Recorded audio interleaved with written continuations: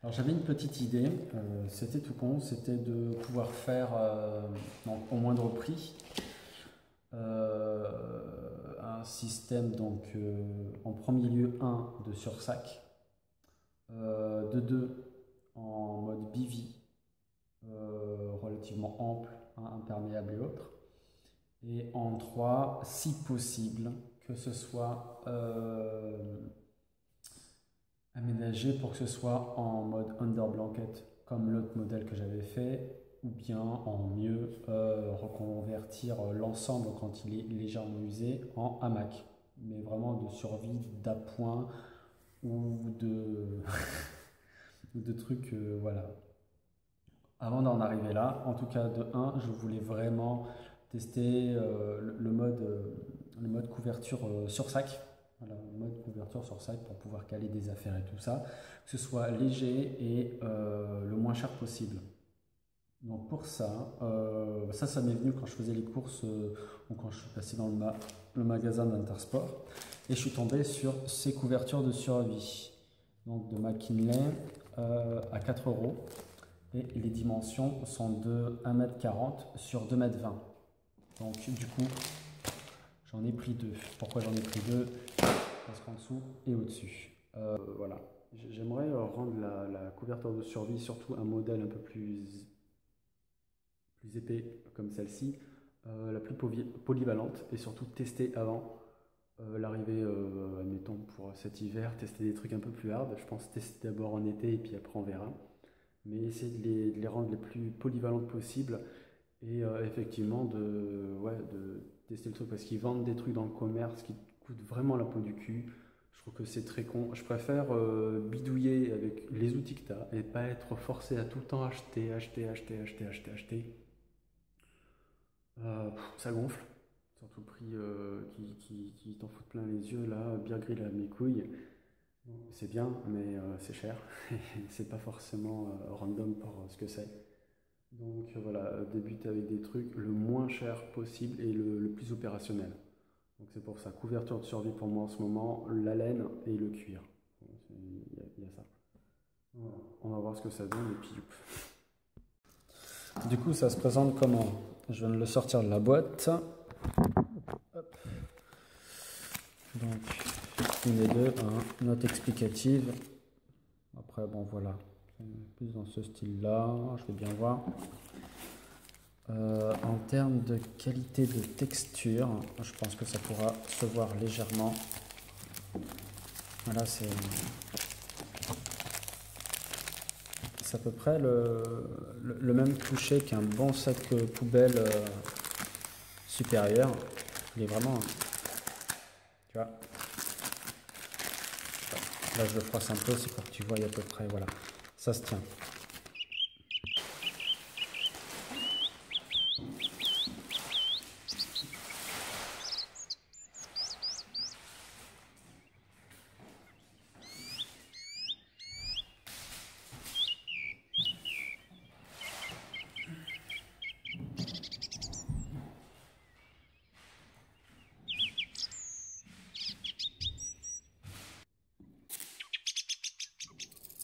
On va commencer tout simplement par faire des petits bouts.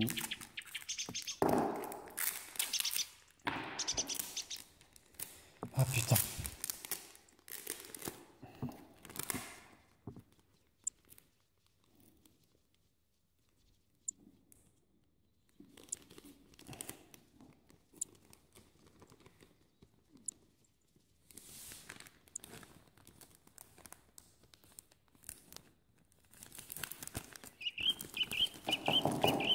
Voilà.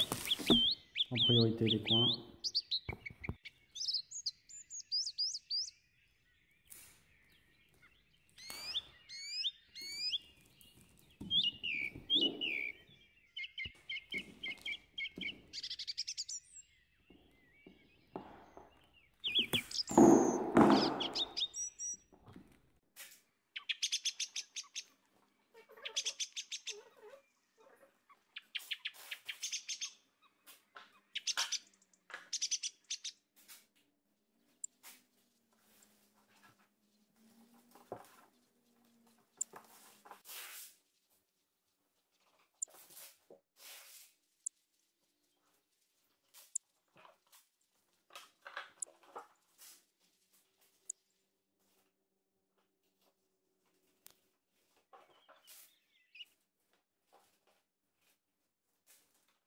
J'ai positionné mon tapis de yoga qui peut être comparable justement aux dimensions d'un tapis de sol classique.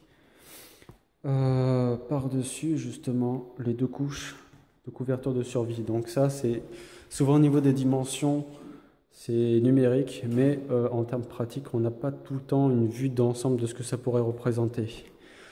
Donc l'idée c'est donc justement être entre les deux, vous l'aurez deviné.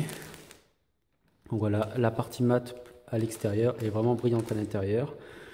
L'idée ça sera de véritablement de mettre un tapis de sol en dessous, relativement gros pour moins faire isoler du sol un maximum. Et après de se glisser dedans, au préalable peut-être mettre son sac comme ça fera une petite ouverture. Rigole pas, rigole pas.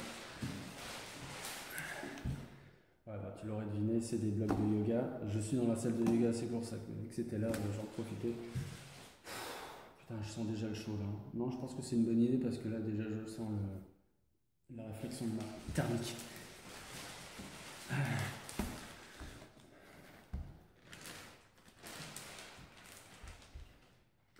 Alors pourquoi les blocs de yoga? C'était pour que je puisse rentrer sans défoncer tout l'ensemble. Je pense que effectivement le fait est de foutre son sac sur un côté et admettons peut-être un bâton de marche, tu vois, et l'accrocher, tu sais, en mode boudin et tirer sur le sol pour garder au moins l'ouverture ouverte, ça pourrait être pas mal. Je sais pas si tu vois. Je suis en position cobra. Je ne sais pas les dimensions, mais franchement, je suis large, je ne touche pas le sol, enfin le bout du truc. Ça va. Ça me paraît bien sympathique et franchement, j'ai hâte de le tester en mode extérieur. Et j'aimerais bien le tester aussi par temps de pluie. Je suis un gros bâtard avec moi-même.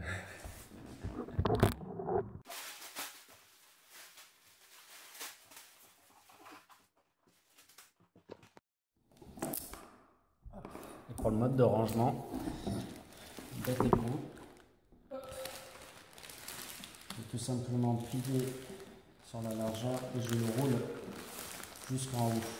Ça permet de faire évacuer l'air qui est présent entre les 2 couches vers l'ouverture principale pour éviter d'avoir des problèmes de rétention d'air à l'intérieur des 2 couches. Donc voilà, à la base c'est pas fait pour, mais les 2 couches sont là-dedans, j'ai réussi à les faire rentrer. Bon, c'est un peu fat, donc ça peut être la soudure à chaud. Mais bon voilà, donc l'idée c'est que dans l'ensemble, ça pèse que dalle. Ça prend pas trop de place non plus. J'ai pas préféré le mettre en chiffon, ça c'est pour plus tard. Ça je préfère lui garder quand même une certaine